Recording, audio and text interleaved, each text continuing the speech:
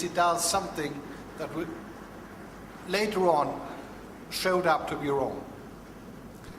And this list could be continued and continued. So for instance, when one of the big boys runs the risk of becoming bankrupt, they have a strong lobby, and very often the public sector will intervene to save thousands of jobs.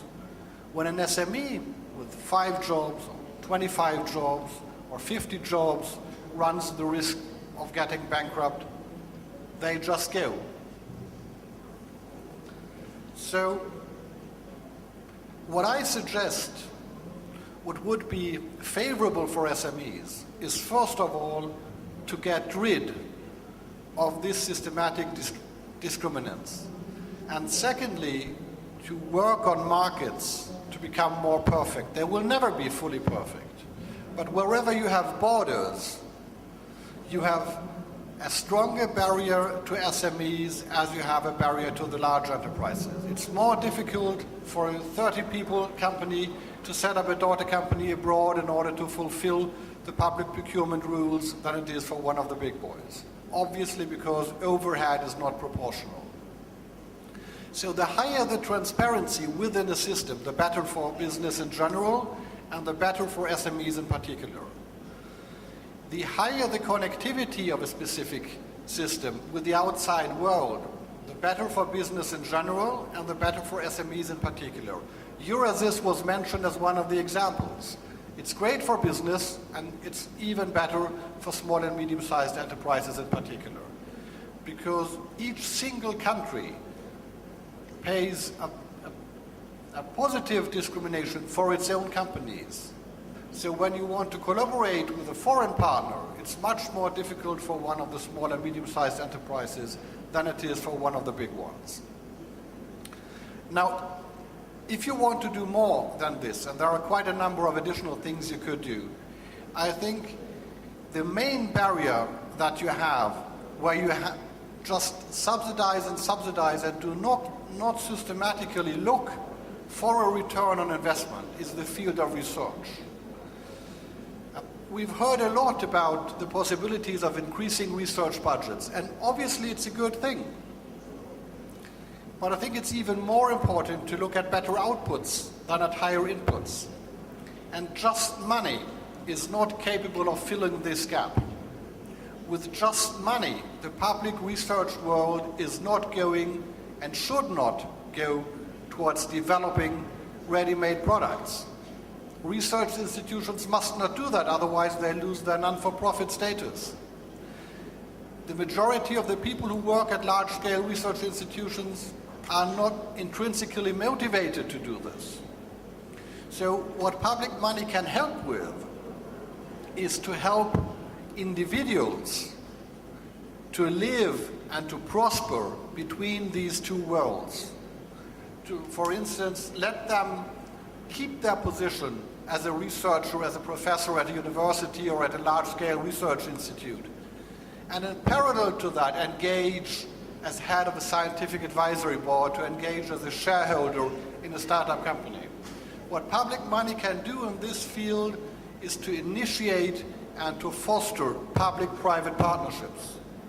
Because just more money for the private sector is not going to help it as well. The strong advantage, the strong point about having the private sector involved is not its money, it's its knowledge about the market side, the possibility to commercialize. And you cannot force the private side to come closer and closer to basic research. And we have had a number of initiatives within the European Union. Now in 2008, the Council of Ministers agreed on the Small Business Act. It's too early to say today that it's a success, but what I would like to strongly encourage and to strongly recommend is to become more aware of the difficulties that SMEs face today. They are not privileged. And whenever possible, to see them as the driving engine in valorizing, in commercializing the knowledge that is generated in the public sector. I'm very confident, due to the several studies I was allowed to have in Kazakhstan earlier to engage in the training of technology transfer professionals, that in Kazakhstan there is a high potential and a high dedication to go on engaging in commercialization of research results. And I hope I can be a part of it and contribute to it. Thank you very much. Использование технологий ввел в обращение термин «открытые инновации». Открытые инновации подразумевает использование целевых потоков знаний для ускорения внутренних инновационных процессов, а также для более эффективного использования инноваций коммерческими компаниями при продвижении на рынок новых технологий. Анализ общей картины инновационной деятельности в бизнесе позволяет судить о том, что Израиль является как аргументом в пользу необходимости такого подхода, так и ярким положительным примером его реализации. Не располагая в достаточном количестве природными ресурсами, нефть, газ, металлы, всего этого у нас нет, Израиль в своем развитии полагается исключительно на интеллектуальные ресурсы своих ученых и инженеров. Такой подход позволяет Израилю снова и снова показывать высокие достижения в медицине, связи, энергетике, и оборонной промышленности и других областях и демонстрировать преимущества поддерживаемого правительством инновационно ориентированного развития бизнеса.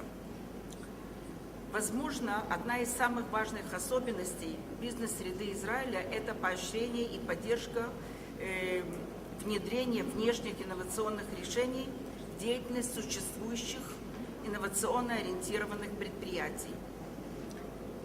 Эта особенность материализуется в рамках значительного количества правительственных программ финансирования компаний. В основе не полностью финансируется компания, а финансируется только R&D в компаниях. Компания, в основе которых лежат глубокие технологические инновации. Целью таких программ является глубокое внедрение инновационных технологий и прямое использование людских инновационных ресурсов в израильском малом, среднем бизнесе и также в крупных предприятиях.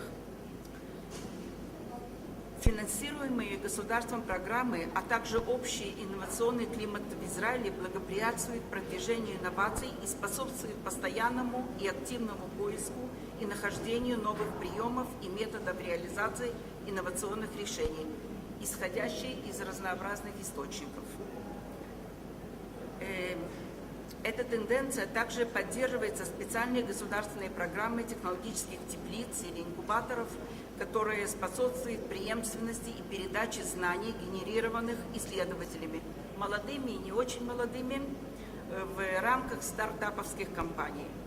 Эти стартаповские компании субсидируются как частными инвеститорами, так и государственными грантами, причем объем частных инвестиций в 7 раз превосходит государственные, уже на относительно раннем этапе существования этих стартаповских компаний. Используя такой механизм для продвижения поисковых и высокоинновационных разработок, которые, как правило, слишком рискованы в начале для частных инвеститоров, израильское правительство в лице Министерства труда и промышленности активно реализует, казалось бы, несколько философскую концепцию открытых инноваций. Это достигается путем создания условий благоприятствования для внедрения внешних идей, технологий, ноу-хау в коммерческие компании, которые частично субсидируются правительством до тех пор, пока они станут или самоокупляемые, или достаточно привлекательными для частного капитала. Действительно, по крайней мере в Израиле эта модель работает и вносит свой вклад в постоянный рост высокотехнологичных компаний в различных областях, такие как чистые технологии, производство изделий медицинского назначения, связь, биотехнологии, электроника и даже компьютерные игры. И при этом на каждый доллар, который инвестирован правительством, приходится $7 частных инвестиций.